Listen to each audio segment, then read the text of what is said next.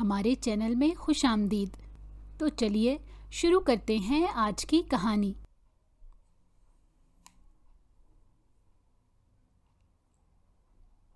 وہ چھت پر ٹہلتی انوکھے احساسات میں گھری تھی۔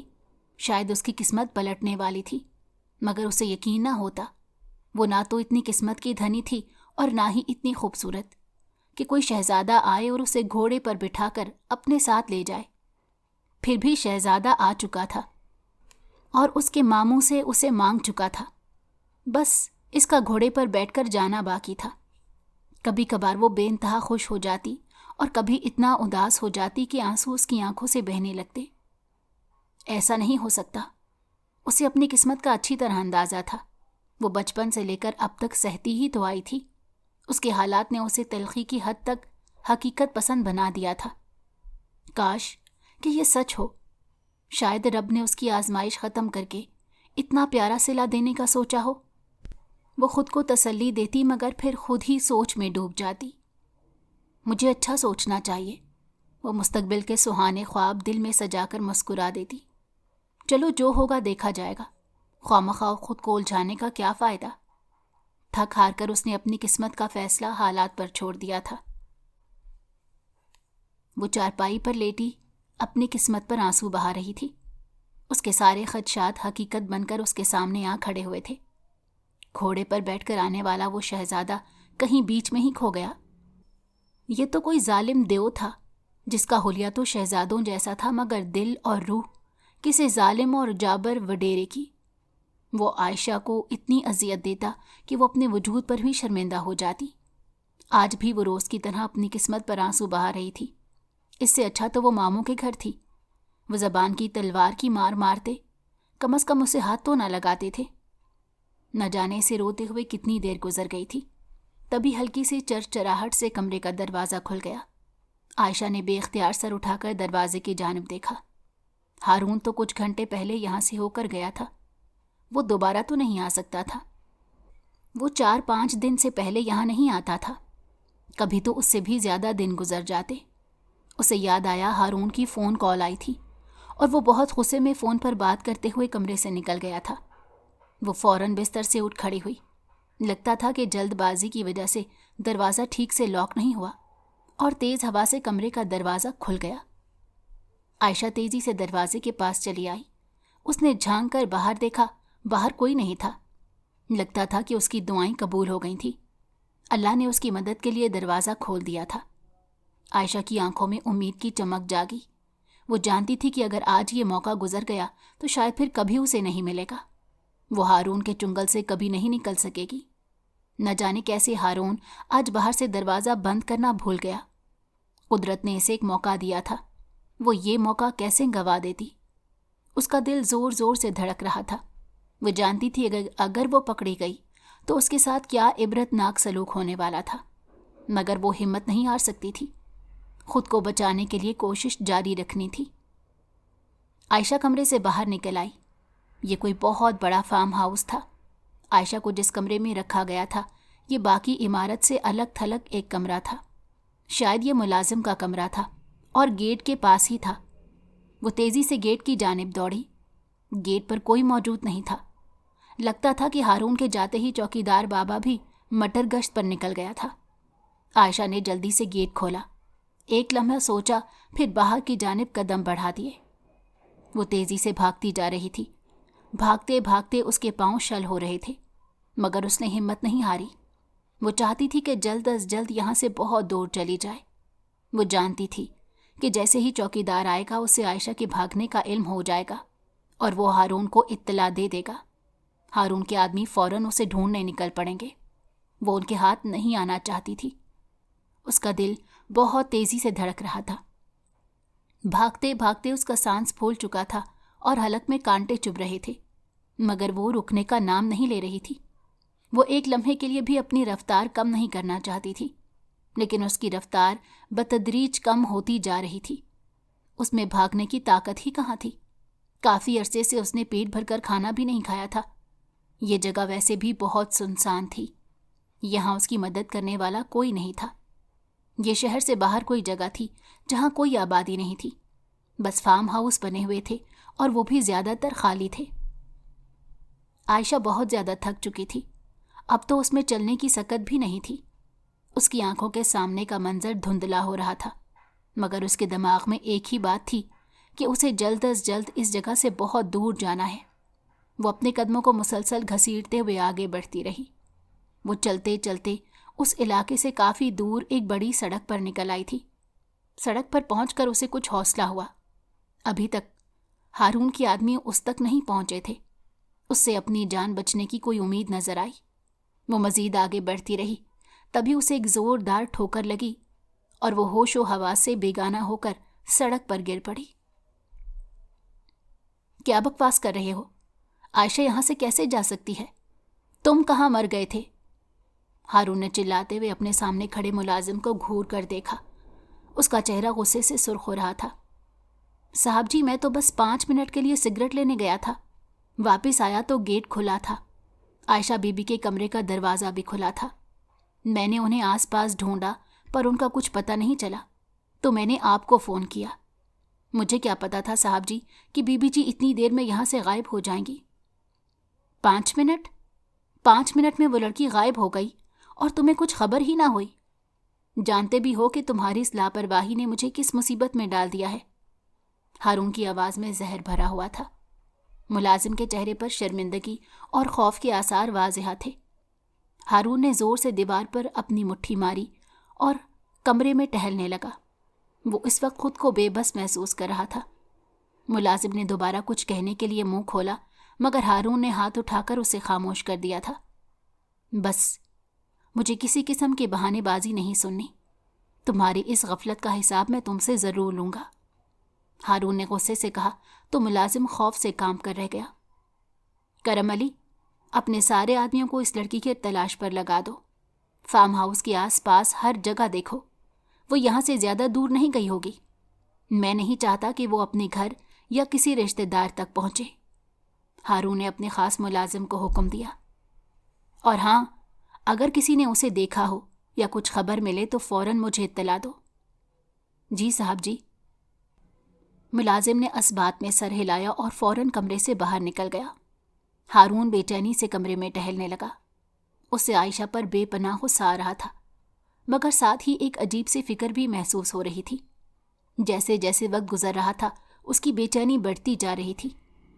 پتہ نہیں کہاں چلی گئی ہے، ایک بار مل جائے تو چھوڑوں گا نہیں۔ یہاں سے بھاگنے کی ایسی سزا دوں گا کہ ساری زندگی یاد رکھے گی۔ ہارون کے آدمی فارم ہاؤس کے آس پاس ہر جگہ عائشہ کو تلاش کر چکے تھے۔ ہارون خود بھی کافی دیر تک اسے ڈھونڈتا رہا، لیکن اس کا کچھ پتہ نہیں چل سکا۔ نہ جانے وہ کہاں چلی گئی تھی۔ ہارون نے ہر ممکن جگہ اس کی تلاش کروا لی تھی۔ اس کے گھر، دوستوں اور تمام رشتہ داروں کے ہاں آدمی بھیجے، مگر سب نے یہی جواب دیا کہ عائشہ وہاں نہیں پہنچی۔ ہارون کی بے چینی اور غصہ بڑھتا جا رہا تھا۔ اس نے ایک ایک جگہ کو بار بار چیک کروایا، ہر معمولی سے معمولی امکان کو آزمایا، مگر عائشہ کا کوئی سراغ نہ ملا، جیسے وہ ہوا میں تحلیل ہو گئی ہو۔ کہاں جا سکتی ہے آخر؟ ہارون نے سختی سے اپنی مٹھی بھینچ لی اور سر جھٹک کر بے چینی سے چکر کاٹنے لگا۔ ابھی تو اس کا انتقام بھی پورا نہیں ہوا تھا۔ وہ عائشہ سے ٹھیک طرح سے اپنا بدلہ بھی نہ لے سکا تھا۔ یہ لڑکی رحم کی مستحق ہرگز نہیں تھی۔ وہ اس کی توقع سے کہیں زیادہ ہوشیار تھی، موقع ملتے ہی غائب ہو گئی۔ وہ جانتا تھا کہ اس کے آدمی جلد اسے ڈھونڈ نکالیں گے۔ وہ فارم ہاؤس سے واپس اپنے گھر آ گیا۔ اس نے ماں کے کمرے میں جھانکا۔ اس کی ماں خالدہ بیگم سو چکی تھی۔ وہ نیند کی دوا لیتی تھی، اسی لیے گہری نیند میں تھی۔ وہ کمرے میں آ کر سونے کی کوشش کرنے لگا، لیکن نیند اس کی آنکھوں سے کوسوں دور تھی۔ سکون کی نیند تو وہ بہت عرصے نہیں سو سکا تھا، مگر آج ماضی کی یادوں نے اسے کچھ زیادہ ہی بے چین کر دیا تھا۔ اس کا ماضی اس کی آنکھوں کے سامنے گھوم رہا تھا۔ اس کا بچپن بہت خوبصورت تھا۔ وہ اپنے والدین کے ساتھ ہنسی خوشی اپنی زندگی گزار رہا تھا۔ اس کے والد شہر کے ایک معروف بزنس مین تھے۔ ہارون کی ماں خالدہ ایک گھریلو عورت تھیں۔ بے پناہ دولت اور جائیداد ہونے کے باوجود انہوں نے اپنی زندگی اپنے گھر، شوہر اور بچوں کے لیے وقف کر رکھی تھی۔ انہوں نے ہائی سوسائٹی کی دوسری عورتوں کی طرح نہ تو اپنے بچوں کو ملازماؤں کے رحم و کرم پر چھوڑا تھا اور نہ انہیں آئے دن پارٹیوں اور شاپنگ پر جانے کا شوق تھا۔ وہ اپنے گھر میں اپنے بیٹے ہارون کے ساتھ بہت خوش رہا کرتی تھی۔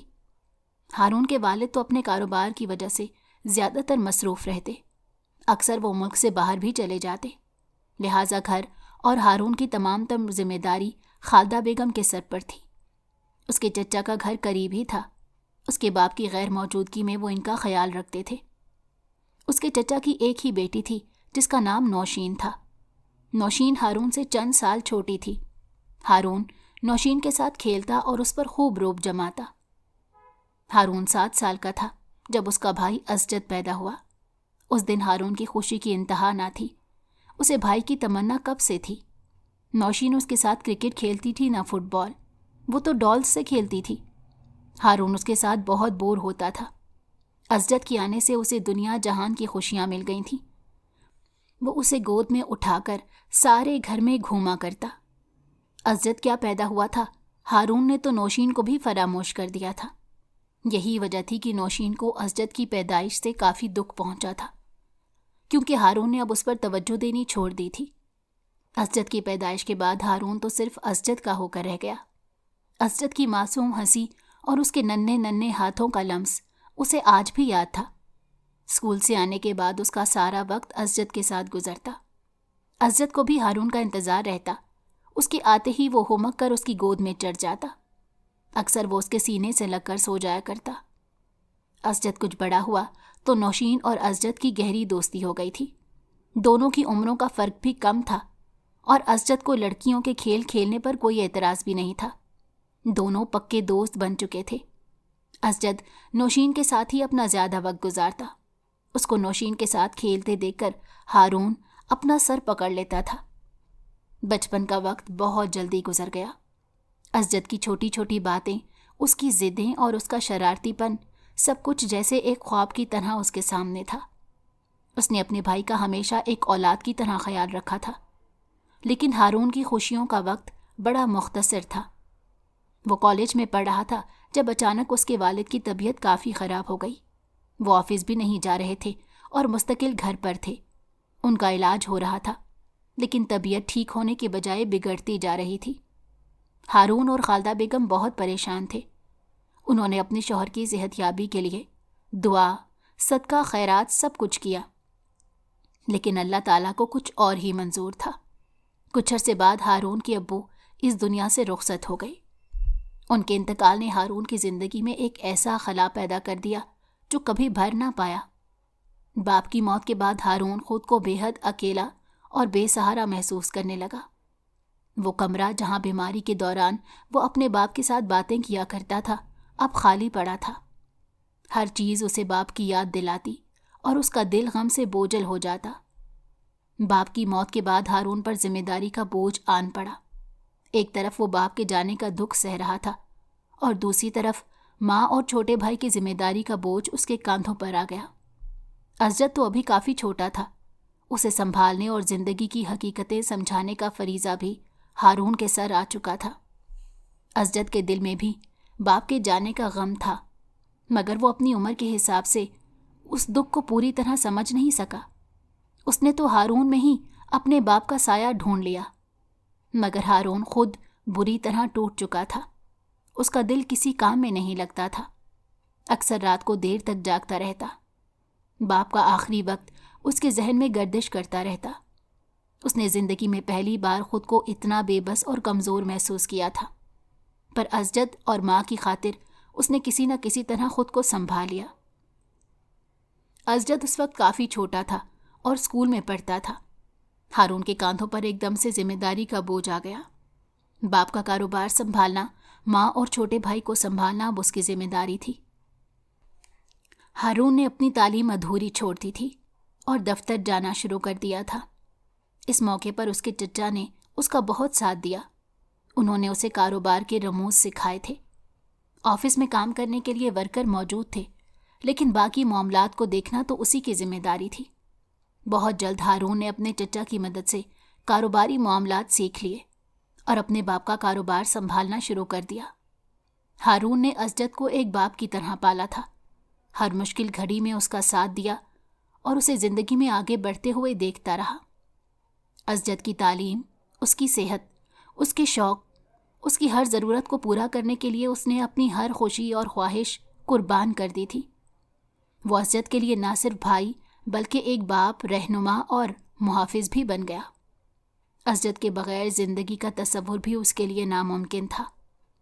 ہارون ہر مہینے اسجد کا اکاؤنٹ پیسوں سے بھر دیا کرتا تاکہ اسے کبھی کسی چیز کی کمی نہ ہو۔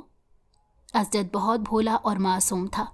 وہ ہر کام ہارون سے پوچھ کر کرتا تھا، بلکہ یہ کہنا زیادہ مناسب ہوگا کہ اس کا ہر فیصلہ ہارون ہی کرتا تھا۔ اسجد کو کبھی اس کے کسی فیصلے پر اعتراض نہیں تھا۔ وہ جانتا تھا کہ ہارون اس کے لیے کبھی غلط فیصلہ نہیں کر سکتا۔ ہارون یہ سوچ کر خوش ہوتا تھا کہ جب اسجد اپنے پیروں پر کھڑا ہوگا تو اس کی ساری محنتیں اور قربانیاں رنگ لے آئیں گی۔ اسی طرح بہت سا وقت گزر گیا۔ اسجد بھی اپنا کالج مکمل کر کے یونیورسٹی میں آ گیا۔ یونیورسٹی میں جانے کے بعد اسجد میں کافی تبدیلیاں آئی تھیں۔ وہ پہلے سے زیادہ خوبصورت اور پر اعتماد ہو گیا تھا، لیکن اس کی معصومیت آج بھی ویسی ہی تھی۔ ایک دن ہارون اسجد کے کمرے میں گیا تو وہ فون ہاتھ میں پکڑے نہ جانے کس سے بات کرتے مسکرا رہا تھا۔ ہارون کو سامنے دیکھ کر وہ یکدم بوکھلا گیا اور فون بند کر دیا۔ اس نے ایک دم اپنی مسکراہٹ چھپائی تھی۔ کس سے بات کر رہے تھے اور یہ فون ایک دم کیوں بند کر دیا؟ سب ٹھیک ہے نا؟ ہارون نے حیرت سے اپنے لاڈلے چھوٹے بھائی کی طرف دیکھا۔ اسجد کے چہرے پر ایک شرمیلی مسکراہٹ چمکی تھی۔ کچھ نہیں بھائی، بس یوں ہی دوست کا فون تھا، اس نے جھجکتے ہوئے کہا۔ صاف لگ رہا تھا کہ اس نے بات بنائی تھی۔ ہارون نے اس کے کندھے پر ہاتھ رکھتے ہوئے کہا، تم کو جھوٹ بولنا بالکل نہیں آتا، ضرور کوئی اور بات ہے جو تم مجھ سے چھپا رہے ہو۔ نہیں بھائی، ایسی کوئی بات نہیں، بھلا آپ سے کیا چھپاؤں گا، میں ابھی آتا ہوں۔ وہ گھبراہٹ میں اٹھ کر کمرے سے باہر چلا گیا۔ اسجد اس سے کچھ چھپا رہا تھا، یہ بات صاف ظاہر تھی۔ شاید وہ فون پر کسی لڑکی سے بات کر رہا تھا، تبھی تو اسے دیکھ کر اس نے یکدم فون بند کر دیا۔ ہارون سوچ میں پڑ گیا۔ کچھ دن بعد ہارون کے شک کی تصدیق ہو گئی تھی۔ ایک دن اس نے اسجد کو کیفے میں دیکھا، اس کے ساتھ ایک لڑکی بھی تھی اور دونوں ہنس ہنس کر باتیں کر رہے تھے۔ ہارون نے دور سے یہ منظر دیکھا تھا۔ اس کا شک صحیح تھا، اسجد ضرور کسی لڑکی کو پسند کرنے لگا ہے، اور شاید یہ وہی لڑکی ہے جس سے اس دن اسجد فون پر بات کر رہا تھا۔ جیسے ہی اس کی نظر اس لڑکی پر پڑی تو وہ چونک گیا۔ وہ لڑکی اسے جانی پہچانی لگی۔ غور کرنے پر اسے یاد آیا کہ یہ تو اس کے چچا کی بیٹی نوشین کی دوست ہے۔ ہارون نے اسے کئی بار نوشین کے ساتھ دیکھا تھا، تو اس لڑکی سے محبت کرتا ہے اسجد؟ ہارون نے دل میں سوچا اور واپس پلٹ گیا۔ رات کو اس نے خالدہ بیگم سے بات کی تھی۔ امی، آج اسجد کو میں نے ایک لڑکی کے ساتھ دیکھا ہے۔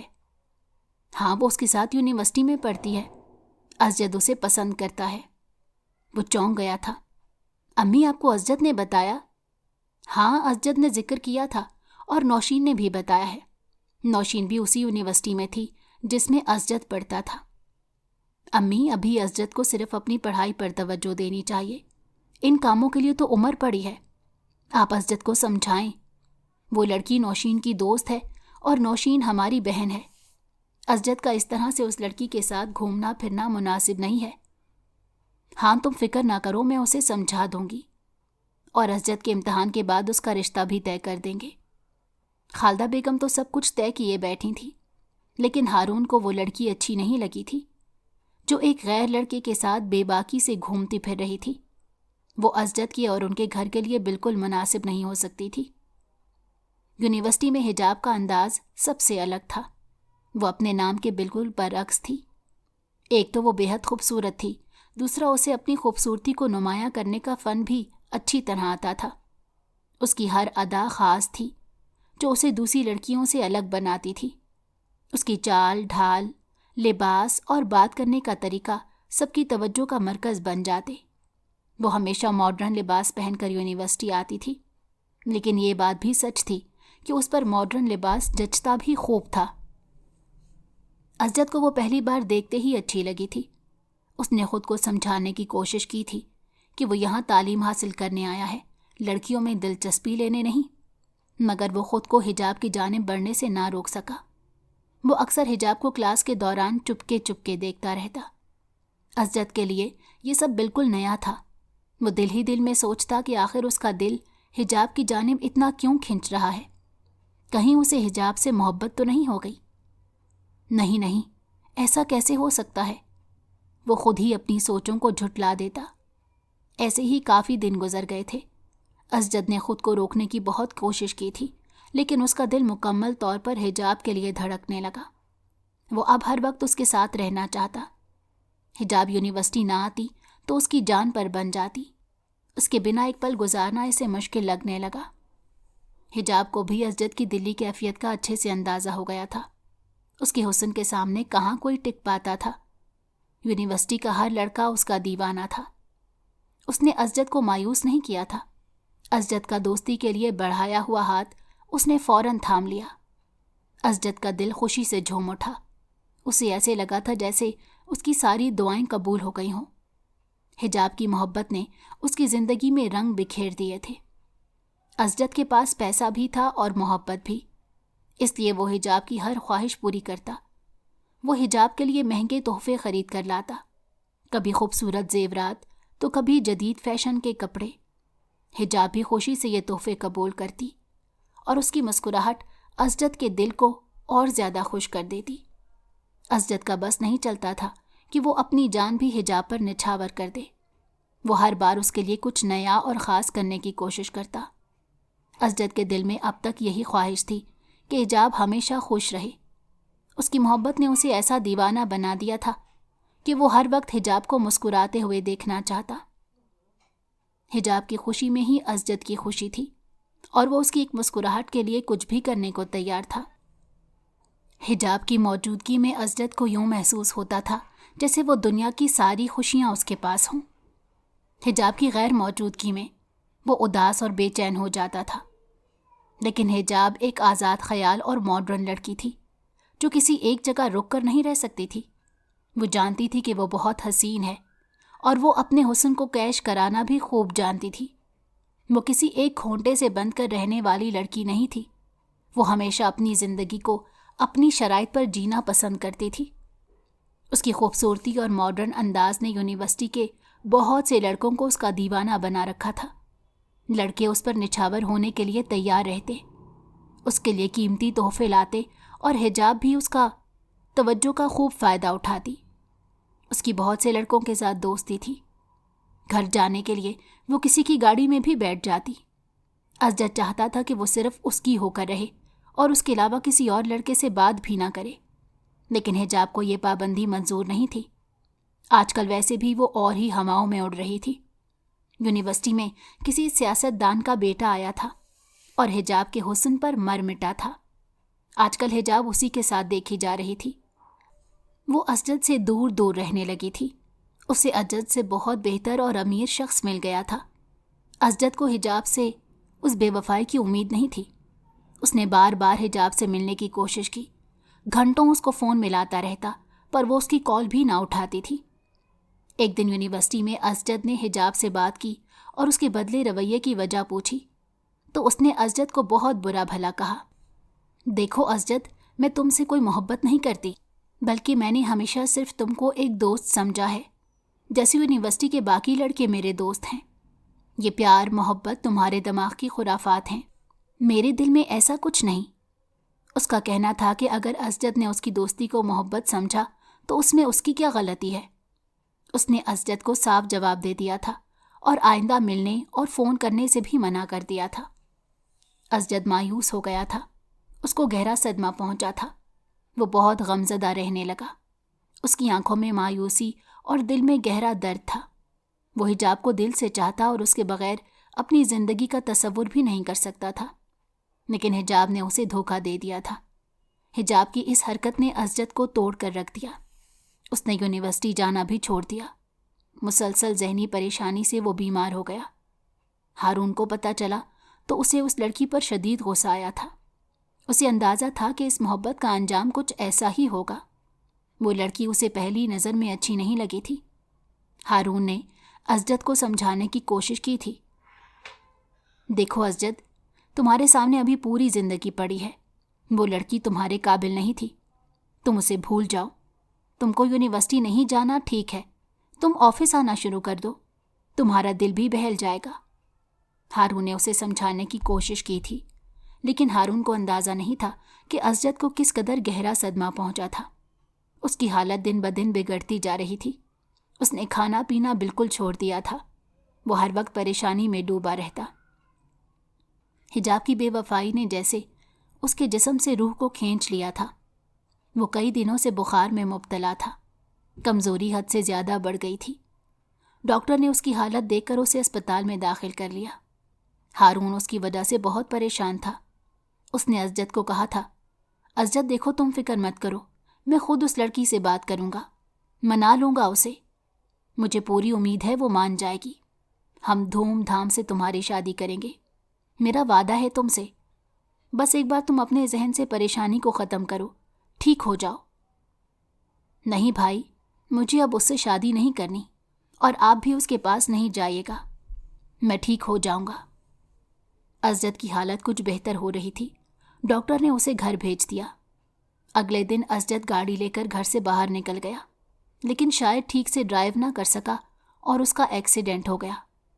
قریب سے گزرنے والوں نے فوراً اسے اسپتال پہنچایا، لیکن جب تک وہ وہاں پہنچا اس کی حالت بہت زیادہ خراب ہو چکی تھی. ہارون اور خالدہ بیگم دونوں اس کے ایکسیڈنٹ کے بارے میں سن کر دوڑتے ہوئے ہسپتال پہنچے. ہارون کا دل دہل گیا تھا اور وہ بے چین ہو کر اسجد کے بستر کے پاس بیٹھ گیا. اس کی آنکھوں میں فکر اور بے بسی کی جھلک تھی، اور خالدہ بیگم کی حالت بھی بہتر نہیں تھی. وہ رو رہی تھی. میرا بیٹا، میرے اسجد کو کیا ہو گیا؟ خالدہ بیگم کا دل تڑپ رہا تھا. ڈاکٹر نے بتایا تھا کہ اسجد کومے میں چلا گیا ہے. اس کی حالت نازک ہے اور وہ زندگی اور موت کے بیچ میں لٹک رہا ہے. آپ دعا کریں. ہارون کا دل بوجھل ہو گیا، لیکن اس کے اندر ایک غم کے ساتھ غصہ بھی تھا. اس کے ذہن میں ایک ہی خیال آ رہا تھا کہ اس لڑکی کو اسجد کی زندگی برباد کرنے کا حساب دینا ہوگا. وہ جانتا تھا کہ اس کی زندگی کے سب سے بڑا مقصد اب اسجد کا بدلہ لینا ہے. اس کے دماغ میں اس لڑکی کے بارے میں ایک منصوبہ بننے لگا. وہ اس سے انتقام لینا چاہتا تھا. اس نے قسم کھائی تھی کہ وہ اس لڑکی کو ہرگز نہیں چھوڑے گا. وہ اس سے اسجد کی بربادی کا حساب لے گا، چاہے اس کو کچھ بھی کرنا پڑے. کچھ دن بعد اسجد کا انتقال ہو گیا. اس کی موت نے ہارون کو ہلا کر رکھ دیا. خالدہ بیگم کی حالت بھی سخت خراب تھی. ہارون کے دل میں غم تھا، لیکن اس کا غصہ اپنی انتہا کو پہنچ چکا تھا. کوئی ایسے ہی اس کے بھائی کو روند کر اپنی زندگی میں مگن ہو جائے، یہ وہ کبھی نہیں ہونے دے سکتا تھا. اسجد میں اس کی جان بستی تھی. وہ اس کا بھائی، دوست، بیٹا، سب کچھ ہی تو تھا. اس کے اندر انتقام کی آگ بھڑک رہی تھی. چھوڑوں گا نہیں، گن گن کر حساب لوں گا. اسے اس قابل ہی نہیں چھوڑوں گا کہ وہ کسی کو کبھی دھوکہ دینے کے بارے میں سوچے. ہارون کا ذہن ایک منصوبے پر مرکوز ہو گیا. اس نے اپنے ملازم کو حکم دیا، وہ نوشین بی بی کی دوست ہے نا عائشہ، اس کی سب معلومات نکلواؤ. ہارون نے عائشہ کے خاندان کے بارے میں سب معلومات حاصل کی، اور اس کے بعد عائشہ کے ماموں کو دولت کا لالچ دے کر عائشہ کا رشتہ طلب کر لیا. عائشہ جو پہلے ہی غموں میں ڈوبی ہوئی تھی، جس کے سر پر اپنی چھت تھی، نہ ماں باپ کا سایہ. اس کے باپ نے تو کئی سال پہلے اس کی ماں کو طلاق دے کر گھر سے نکال دیا تھا، اور اسے بھی کبھی کوئی واسطہ نہیں رکھا تھا. وہ ماں کے ساتھ اپنے ماموں کے گھر میں رہتی تھی. جوان ہوئی تو ماں بھی ساتھ چھوڑ گئی. ماں کے مرنے کے بعد اس کا دل ہر دن غم میں ڈوبا رہتا. ممانی کے تانے اسے کسی پل سکون کا سانس نہ لینے دیتے تھے. اس کی واحد سہیلی نوشین تھی، جو کالج کے وقت سے اس کی دوست تھی اور اس کے سب حالات سے اچھی طرح واقف تھی. ٹیوشنز پڑھا کر اور کچھ نوشین کی مہربانی سے عائشہ اپنی تعلیم مکمل کر رہی تھی تاکہ اپنے پیروں پر کھڑی ہو سکے. اس دن عائشہ یونیورسٹی سے گھر آئی تو ماموں ممانی بہت خوش تھے اور اس پر خوب توجہ دے رہے تھے. آج نہ تو ممانی نے آتے ہی اسے کسی کام میں لگایا تھا اور نہ ہی کوئی جلی کٹی سنائی تھی، بلکہ خود اس کے لیے گرم کھانا نکال کر لائی تھی اور اپنی بیٹی کو اس کے لیے چائے بنانے کا حکم دیا تھا.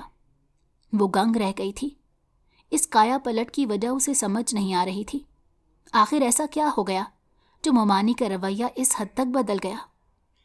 کچھ دیر میں یہ راز بھی اس پر کھل گیا کہ ماموں ممانی دونوں کی خوشی کی وجہ کیا تھی۔ عائشہ کے لیے ایک بہت امیر خاندان سے رشتہ آیا تھا۔ عائشہ حیران رہ گئی۔ اس کو یقین نہیں آ رہا تھا بھلا ایک امیر اور زمین جائیداد کا مالک کیوں اس جیسی معمولی لڑکی کے لیے رشتہ بھیجے گا؟ ضرور اس میں کوئی عیب ہوگا، اس نے دل میں سوچا۔ وہ کچھ سمجھ نہیں پا رہی تھی، اور ماموں نے 1 ہفتے کے بعد ہی اس کی نکاح کی تاریخ بھی رکھ دی۔ کبھی اس کے ذہن میں مدھم گیت بجتے تو کبھی خطرناک گھنٹیاں۔ عائشہ حیرانی سے سب دیکھتی رہی۔ اس کی شادی کا دن آن پہنچا تھا۔ اس کی شادی پر نہ تو ڈھول بجا تھا، نہ کوئی بارات آئی تھی۔ لڑکا اپنے دوستوں کے ساتھ آ گیا تھا، یہی اس کی بارات تھی۔ اس نے خود کو قسمت کے دھارے پر چھوڑ دیا اور ہارون احمد سے اپنے نکاح پر قبول ہے بول دیا تھا۔ گاڑی کافی دیر سے چلتی جا رہی تھی۔ وہ شیشے سے باہر دیکھتی حیران ہو رہی تھی۔ پتہ نہیں یہ کون سی جگہ تھی جو بہت سنسان اور اندھیرے میں ڈوبی ہوئی تھی۔ اس نے ترچھی نظروں سے ہارون کو دیکھا تھا جو بہت سنجیدگی سے گاڑی ڈرائیو کر رہا تھا۔ نکاح کے وقت ہارون کو دیکھ کر وہ حیران رہ گئی۔ وہ تو بہت شاندار اور خوبصورت شخص تھا۔ عائشہ کو تو لگا تھا کہ اس کا شوہر ضرور کوئی عمر رسیدہ شخص ہوگا، لیکن سب کچھ اس کی سوچ کے برعکس تھا۔ وہ اپنی قسمت پر حیران تھی۔ کیا واقعی اس کے دن بدلنے والے تھے؟ دل میں کئی خدشات اور خوش گمانیاں لیے وہ اپنے شوہر کے ہمراہ سفر پر گامزن تھی، جس نے ابھی تک نہ تو اس سے کوئی بات کی تھی اور نہ اس پر ایک نظر کرم ڈالی تھی۔ گاڑی ایک جھٹکے سے رکی تو اس کی سوچوں کا تسلسل ٹوٹ گیا۔ اس کے شوہر نے ہاتھ پکڑ کر اسے گاڑی سے باہر نکالا اور کھینچتا ہوا اسے ایک کمرے میں لے آیا اور بستر پر پٹخ دیا۔ عائشہ حیران رہ گئی تھی۔ یہ آپ مجھے کہاں لے آئے ہیں؟ اس نے حیرانی سے چاروں طرف دیکھا۔ وہیں جہاں آنا تم ڈیزرو کرتی ہو۔ ویسے تمہارے لیے صحیح جگہ جیل ہونی چاہیے، لیکن میں اس جگہ کو تمہارے لیے جیل سے بدتر بنا دوں گا۔ وہ اس کے رویے پر حیران تھی۔ لیکن کیوں؟ میں نے آپ کا کیا بگاڑا ہے؟ عائشہ نے خوف سے پوچھا۔ تم نے میرا سب کچھ چھین لیا مجھ سے، میں تمہیں نہیں چھوڑوں گا، ہارون نے اس کا بازو مروڑتے ہوئے کہا۔ تکلیف سے عائشہ کی آنکھوں میں آنسو آ گئے تھے۔ مجھے میرا قصور تو بتائیں۔ قاتل ہو تم میرے بھائی کی، اسجد کو تو جانتی ہوگی نا تم؟ ہارون نے قہر برساتی نظروں سے اسے گھورا۔ کون اسجد؟ عائشہ کہتے ہی ہارون نے ایک زور کا تھپڑ اس کے منہ پر دے مارا۔ میرے بھائی کی جان لے کر پوچھتی ہو کہ کون اسجد؟ نہ جانے وہ عائشہ کے ساتھ مزید اور کیا سلوک کرتا، لیکن تبھی خالدہ بیگم کی کال آ گئی۔ وہ اس کے گھر نہ آنے پر پریشان ہو رہی تھی، پوچھ رہی تھی کہ وہ کہاں ہے اور ابھی تک گھر کیوں نہیں آیا۔ خالدہ بیگم کی کال سننے کے بعد وہ دروازہ باہر سے لاک کر کے چلا گیا۔ عائشہ بے بسی سے آنسو بہاتی رہی۔ اسے اپنی قسمت سے کبھی بھی اچھی امید نہیں تھی۔ اسے پہلے ہی لگ رہا تھا کہ اس کے ساتھ کچھ غلط ہونے جا رہا ہے، لیکن یہ تو اس نے خواب میں بھی نہیں سوچا تھا کہ جس شخص نے اس سے شادی کی تھی، در حقیقت وہ اس سے اپنے بھائی کی موت کا انتقام لے رہا تھا، ایک ایسے جرم کا انتقام جو اس نے کیا ہی نہیں تھا۔ وہ تو اس کے بھائی کو جانتی بھی نہیں تھی۔ وہ جب بھی آتا عائشہ کو اس کو خود سے نفرت کا اچھی طرح اندازہ ہو جاتا۔ وہ عائشہ سے کسی قسم کی کوئی رعایت نہیں برتتا، وہ اسے پاؤں کی جوتی سے زیادہ اہمیت نہیں دیتا تھا۔ عائشہ کو اس فارم ہاؤس پر 2 مہینے گزر چکے تھے۔ ہارون نے اس کی زندگی واقعی جیل سے بھی زیادہ بدتر بنا دی تھی۔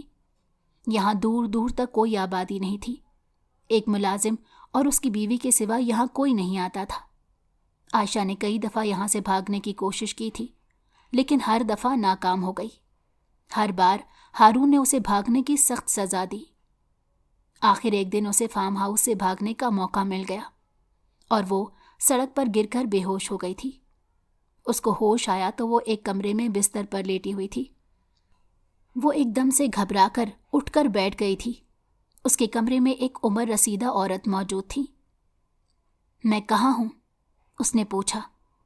فکر نہ کرو، تم محفوظ ہو۔ میرا نام نصرت ہے، میں اس ہاسٹل کی مالک ہوں۔ تم ہاسٹل کے باہر بے ہوش ہو گئی تھی، گارڈ نے تمہیں دیکھا تو हॉस्टल की लड़कियां तुम्हें उठाकर अंदर ले आई थीं। तुम कौन हो? कहाँ से आई हो?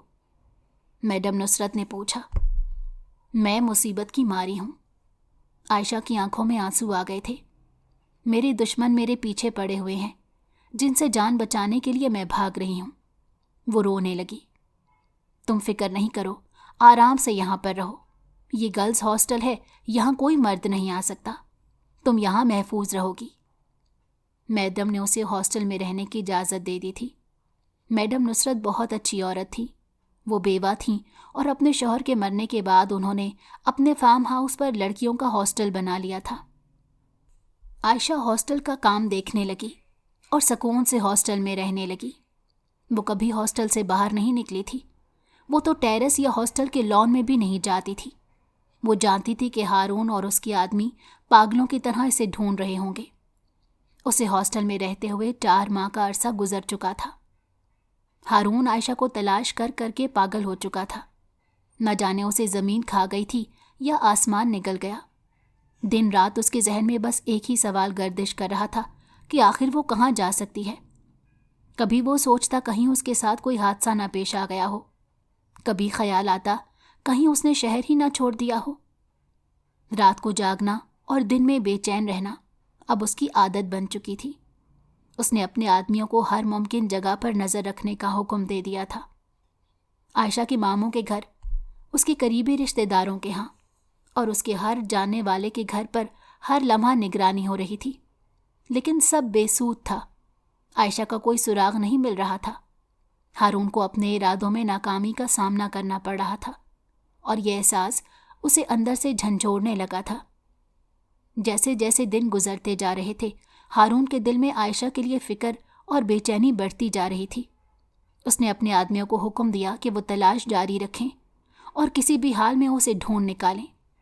जब तक वो मेरे सामने नहीं आएगी, मैं सुकून से नहीं बैठूंगा। हारून के चेहरे पर गुस्से और बेबसी के मिले जुले तासुरात थे। वो लॉन में बैठा उसी के बारे में सोच रहा था। लॉन की खामोशी और ढलती हुई शाम का सुकून भी उसे अंदर से बेचैन कर रहा था। अचानक उसके ख्यालों का तसलसल टूटा। नौशीन सामने से चलती उसी की जानिब आ रही थी। उसे देखकर हारून चौंक गया। अज़जत की मौत के बाद वो दोनों बहुत कम मिले थे। नौशीन और अज़जत की दोस्ती बहुत गहरी थी। दोनों बचपन के साथी थे। दोनों में उम्रों का फ़र्क कम था, पर उनका कॉलेज और यूनिवर्सिटी भी एक थी। अज़जत जिंदा था तो नौशीन ज़्यादातर यहीं पाई जाती थी। अज़जत की मौत ने उसे काफ़ी गहरा सदमा पहुंचाया था। कैसी हो नौशीन? हारून ने उसे देखकर हल्की सी मुस्कुराहट के साथ पूछा, गोया दिल की उदासी को छुपाने की कोशिश कर रहा हो। नौशीन ने कुछ पल खामोशी से उसे देखा, फिर आहिस्तगी से बोली, आज खुद को थोड़ा पुरसकून महसूस कर रही हूँ। कुदरत ने अपना हिसाब कैसे बराबर किया, आपको पता है? हारून ने चौंक कर उसकी तरफ देखा। उसके चेहरे पर हैरानी और तजस्सुस वाज़ेह था। क्या मतलब नौशीन, कौन सा हिसाब? नौशीन ने गहरी सांस ली और कुछ तवक्कुफ के बाद बोली, हिजाब को जानते हैं ना आप? वही लड़की जिसने अज़जत को धोखा दिया। किसी ने उस पर तेज़ाब फेंक दिया है। उसका वो हुस्न जिस पर उसे गरूर था, जिसे वो अपनी ताकत समझती थी, ख़त्म हो गया है। हारून ने हैरत से नौशीन की तरफ देखा। क्या मतलब हिजाब? ये कौन है और अज़जत से उसका क्या ताल्लुक़ है? नौशीन ने गहरी सांस ली और दुख से बोली, हिजाब वही लड़की थी जो यूनिवर्सिटी में अज़जत की क्लास फेलो थी, जिससे अज़जत दिलो जान से मोहब्बत करता था। वो उसकी ज़िंदगी में सब कुछ थी, मगर वो अपने मकसद के लिए अज़जत को इस्तेमाल कर रही थी। अज़जत तो उसे लेकर संजीदा था। वो उसके लिए हर हद से गुजरने को तैयार था, मगर वो लड़की, उसने अज़जत के जज्बात को महज खेल समझा। हारून ने गहरे तजब्जुब और हैरानी से नौशीन की तरफ देखा और कहा, क्या? मुझे तो लगा था कि वो तुम्हारी दोस्त आयशा को पसंद करता है। मैंने उन्हें कैफ़े में एक साथ देखा था, इसलिए मुझे यही लगा कि आयशा ही वो लड़की है। नौशीन ने हल्की सी मुस्कुराहट के साथ सर हिलाया और बोली, नहीं हारून भाई, आयशा को तो अज़जत हमेशा अपनी बहन की तरह समझता था। उस दिन जब आपने उन्हें कैफ़े में देखा था, हम तीनों वहाँ गए थे। اسجد صرف ہمیں ڈراپ کرنے آیا تھا۔ عائشہ بہت اچھی لڑکی ہے، وہ حجاب جیسی تھوڑا ہی ہے، وہ کسی کو اپنی محبت کے جال میں کہاں پھنسا سکتی ہے؟ وہ تو کمبخت حجاب تھی، اسجد کی اصل محبت، اور وہی اسے برباد کر گئی۔ حجاب سے اور امید بھی کیا رکھی جا سکتی تھی؟ مجھے اس کی فطرت کا پہلے سے ہی اندازہ تھا۔ میں نے اسجد کو باخبر بھی کیا تھا، مگر وہ بھی حجاب کی محبت میں اندھا ہو گیا تھا۔ دوسرا، حجاب نے اس کی حیثیت اور دولت جائیداد دیکھ کر اسے اپنی محبت کا یقین بھی دلایا تھا، مگر وہ جلد بدل گئی۔ اسجد چلا گیا۔ عائشہ کا بھی کچھ پتہ نہیں۔ اس کے ماموں ممانی کچھ ٹھیک سے بتاتے ہی نہیں کہ وہ کہاں گئی ہے، بس کہہ دیتے ہیں کہ وہ اپنے باپ کے پاس چلی گئی ہے۔ بھلا باپ کے پاس کیوں جائے گی وہ؟ باپ نے تو کبھی اس کی خبر نہیں لی پلٹ کر کہ کیسے حالات میں ہے وہ۔ نوشین ٹھنڈی سانس بھرتی مسلسل بول رہی تھی۔ وہ اسے عائشہ کے حالات کے بارے میں بتا رہی تھی اور وہ سر پکڑے بیٹھا تھا۔ اس کا ذہن جیسے سن ہوا جا رہا تھا۔ نوشین کی باتیں اس کے دل پر بوجھ بن رہی تھیں۔ یہ سب سن کر اسے ایک لمحے کے لیے اپنی ساری غلط فہمیوں کا شدت سے احساس ہوا۔ اس نے کبھی عائشہ کی بات ٹھیک سے سننے کی کوشش ہی نہ کی تھی۔ اس نے کئی بار کہا تھا کہ وہ بے گناہ ہے، لیکن وہ اپنی انا اور غصے میں اتنا اندھا ہو گیا کہ حقیقت کو جاننے کی زحمت بھی نہ کی۔ اس کی آنکھوں میں ندامت اور غم کے آثار تھے۔ نوشین کی باتیں جیسے ہر پرانے لمحے کو ایک نئے زاویے سے اس کے سامنے لا رہی تھیں۔ وہ خود سے نفرت محسوس کر رہا تھا۔ وہ اپنے بھائی کی محبت میں ظالم اور کس قدر بے حس بن گیا تھا۔ ایک ایسی لڑکی کو سزا دیتا رہا جو قصوروار تھی ہی نہیں۔ وہ ایسا تو نہیں تھا، مگر نہ جانے اتنا ظالم کیسے بن گیا۔ اگر اماں کو معلوم ہو جاتا تو وہ اس کے منہ پر تھپڑ دے مارتی۔ اب وہ عائشہ کو ہر حال میں ڈھونڈنا چاہتا تھا تاکہ اسے معافی مانگ سکے۔ اس نے ایک بار پھر ملازموں کو شہر کا چپا چپا چھاننے کی ہدایت کی۔ چند دن مزید گزر گئے تھے۔ وہ ہر وقت عائشہ کو یاد کرتا۔ جس دن آپ کو معلوم ہوگا میں بے قصور ہوں، آپ پچھتائیں گے، عائشہ نے سسکتے ہوئے کہا تھا۔ ہارون کو 4 مہینے پرانی بات یاد آئی۔ وہ واقعی پچھتا رہا تھا۔ تبھی اس کا ملازم اندر داخل ہوا۔ صاحب، عائشہ بی بی کا پتہ چل گیا ہے۔ وہ شہر کے باہر گرلز ہاسٹل ہے نا، اس کے چوکیدار نے بتایا ہے کہ چند ماہ پہلے ایک لڑکی اس دن گیٹ کے پاس بے ہوش ہو گئی تھی اور وہ ہاسٹل میں ہی ہے۔ اس کا نام عائشہ ہے۔ ہارون بے چین ہو گیا۔ گاڑی نکالو، ہمیں فوری وہاں جانا ہے۔ ہارون فوراً ہاسٹل پہنچا، لیکن ہاسٹل کی وارڈن نے اسے صاف جواب دے دیا کہ وہ یہاں نہیں ہے۔ وہ کچھ دن بعد ہی یہاں سے چلی گئی تھی۔ لیکن کہاں؟ ہارون نے بے چینی سے پوچھا۔ میں نہیں جانتی کہ وہ کہاں گئی ہے۔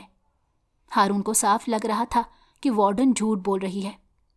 دیکھیں میڈم، میں اس کا شوہر ہوں، آپ اسے اس طرح چھپا کر یہاں نہیں رکھ سکتی۔ کیسے شوہر جو اپنی بیوی پر ظلم کرتے ہو؟ میڈم نصرت نے طنزیہ انداز میں کہا۔ مجھے غلط فہمی ہو گئی تھی۔ میں اسے اپنے بھائی کی موت کی وجہ سمجھ بیٹھا تھا۔ میں اسے معافی مانگنا چاہتا ہوں، اس کو اپنانا چاہتا ہوں۔ وہ سب غلط فہمی کی بنیاد پر ہوا۔ وہ گئی ہے تو مجھے احساس ہوا کہ میں نے اس کے ساتھ کتنا غلط کیا تھا۔ آپ ایک بار میری اسے بات کروا دیں، میں اسے اس کی مرضی سے یہاں سے لے کر جاؤں گا اور اس کے ساتھ کبھی برا سلوک نہیں کروں گا۔ اچھی بات ہے کہ تمہیں احساس ہو گیا ہے، لیکن وہ یہاں نہیں ہے، میں سچ کہہ رہی ہوں۔ میڈم نے اپنے سامنے پڑا رجسٹر کھول لیا، گویا اسے جانے کا اشارہ دے رہی ہوں۔ ہارون واپس پلٹ آیا۔ خالدہ بیگم کی طبیعت کافی خراب تھی۔ ہارون اپنے بھائی کو کھو چکا تھا، اپنے انتقام کی آگ میں ایک معصوم کو نشانہ بنا چکا تھا، پر اب وہ اپنی ماں سے غفلت نہیں برتنا چاہتا تھا۔ کاش اس نے اپنا معاملہ اللہ پر چھوڑ دیا ہوتا تو شاید آج وہ سکون سے ہوتا۔ وہ سب کچھ بھول کر اپنی ماں کی خدمت اور خیال رکھنے میں مصروف ہو گیا۔ اس نے عائشہ کو تلاش کرنا بھی چھوڑ دیا۔ زندگی کچھ معمول پر آ گئی تھی۔ وہ صبح کو آفس جاتا اور شام کا سارا وقت خالدہ بیگم کے ساتھ گزارتا۔ ان کے سونے کے بعد ہی وہ اپنے کمرے میں جاتا تھا۔ اب تو خالدہ بیگم نے اسے شادی کا کہنا بھی چھوڑ دیا تھا۔ اس کی توجہ اور خیال رکھنے سے ان کی صحت بہتر ہو رہی تھی۔ ہر رات عائشہ کا سراپا اس کی نظروں کے سامنے اتر آتا اور وہ بے چین ہو جاتا۔ اس کے پاس کوئی اچھی یاد نہیں تھی۔ اس نے ہمیشہ عائشہ کو رلایا تھا، غربت کے لمحات میں بھی اسے تکلیف پہنچائی تھی۔ اگر عائشہ اسے معاف کر دے تو وہ اس کی زندگی خوشیوں سے بھر دے گا، پر اسے یقین تھا وہ اسے کبھی معاف نہیں کرے گی۔ خالدہ بیگم کی طبیعت پہلے سے کافی ٹھیک ہو گئی تھی۔ آج کل وہ کافی خوش بھی رہنے لگی تھی۔ شاید اس کی وجہ یہ تھی کہ نوشین کی شادی قریب تھی۔ نوشین جا رہی ہے اور آپ خوش ہو رہی ہیں؟ ہارون نے شکایتی نظروں سے اپنی ماں کو دیکھا۔ ہاں بھائی، نوشین جائے گی تو کوئی دوسری بھی تو آئے گی نا۔ کیا مطلب؟ وہ چونکا تھا۔ تمہاری بیوی آئے گی نا گھر میں، اور کون؟ اب تم بھی شادی کر لو۔ تمہارے ساتھ کے سب لڑکے 2 بچوں کے باپ بن چکے ہیں۔ نہیں اماں، میں شادی نہیں کروں گا۔ کیوں؟ کہیں کوئی خفیہ شادی تو نہیں کر رکھی تم نے؟ خالدہ بیگم نے کہا تو وہ حیرت سے ان کی شکل دیکھنے لگا۔ ارے مذاق کر رہی تھی۔ وہ ہنسی تو ان کی جان میں جان آئی۔ کچھ وقت مزید گزر گیا۔ نوشین بھی رخصت ہو کر اپنے گھر چلی گئی تھی۔ خوشی کا موقع تھا، سب اسجد کو یاد کر کے روتے رہے تھے۔ اگر اسجد ہوتا تو آج نوشین کی شادی کا رنگ ہی الگ ہوتا۔ نوشین کی شادی کے بعد اس کی روزمرہ کی لگی بندی زندگی پھر سے شروع ہو گئی۔ اسی طرح 5 ماہ مزید گزر گئے۔ ایک دن وہ دفتر میں کام کر رہا تھا جب خالدہ بیگم نے اسے بے حد گھبرائے ہوئے فون کیا۔ ہارون جلدی آؤ، میں اسپتال میں ہوں۔ کیا ہوا اماں، آپ کی طبیعت تو ٹھیک ہے؟ اس نے پوچھا، مگر وہ اسے اسپتال کا نام بتا کر فون کاٹ چکی تھی۔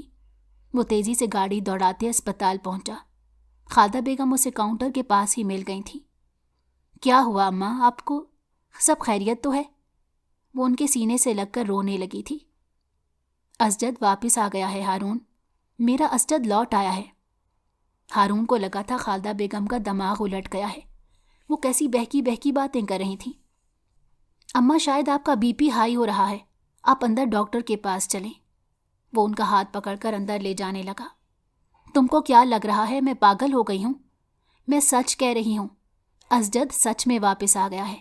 آؤ میں تمہیں دکھاتی ہوں۔ وہ اس کا ہاتھ پکڑ کر ایک کمرے کے پاس لے گئیں اور دروازہ کھول دیا۔ اندر تو کوئی عورت بستر پر لیٹی تھی اور اس کے پاس اس کا بچہ بھی تھا جو شاید کچھ دیر پہلے پیدا ہوا تھا۔ پتہ نہیں اماں کو کیا ہو گیا، وہ ایسا کیوں کر رہی تھی؟ یوں کسی کے کمرے کا دروازہ کھول دیا؟ اس نے حیرت سے دیکھا۔ تبھی اس کی نظر میڈم نصرت پر پڑی تھی۔ کمرے کے بیچ میں کھڑی وہ اسے ہی گھور رہی تھی، اور بستر پر نیند میں وہ لڑکی عائشہ تھی جو بہت کمزور ہو گئی تھی۔ وہ بے اختیار آگے بڑھا۔ آن کی آن میں اسے سب کچھ سمجھ آ گیا۔ یہ عائشہ کا بچہ تھا، مطلب یہ اس کا بچہ تھا۔ اس نے بچے کی طرف دیکھا، وہ ہو بہو اسجد کی شکل کا تھا۔ عائشہ اور اس کے درمیان تو اسجد کے علاوہ کوئی بات ہی نہیں ہوتی تھی۔ عائشہ کے دماغ میں ہر وقت اسجد گھومتا رہتا۔ شاید یہی وجہ تھی کہ وہ ہو بہو اسجد کی شکل کا تھا۔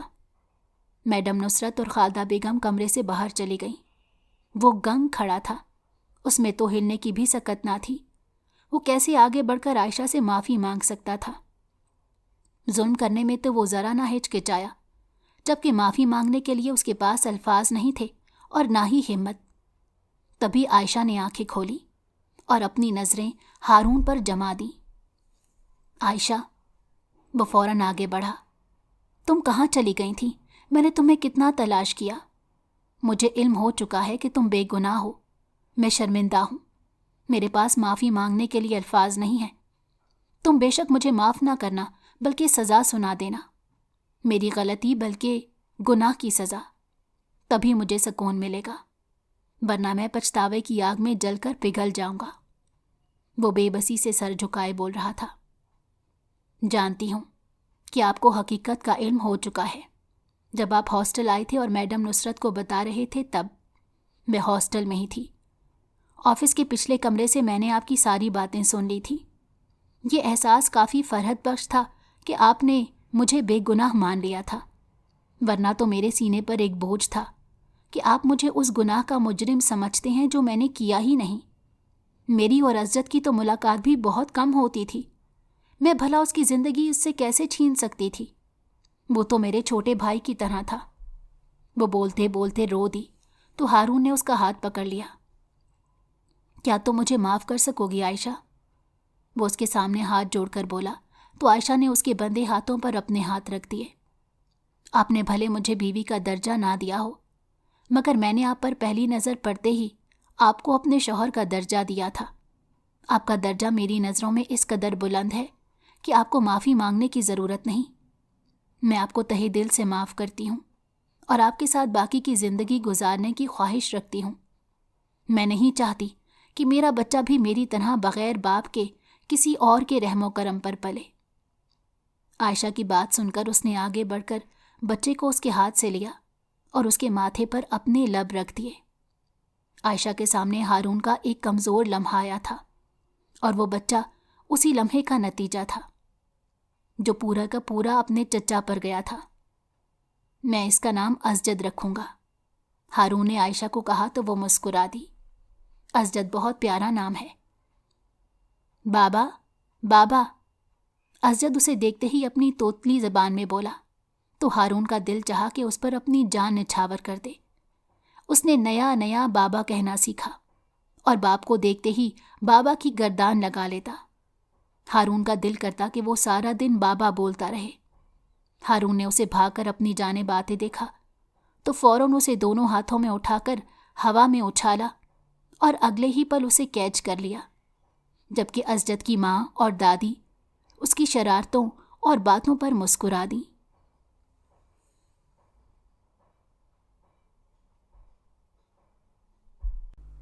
اگر آپ کو ہماری کہانی پسند آئی ہو تو ہمارے چینل کو لائک کریں اور سبسکرائب کر دیں۔ بیل نوٹیفیکیشن کو بھی آن کر دیں تاکہ ہماری آنے والی ہر مزیدار کہانی آپ کو وقت پر ملتی رہے۔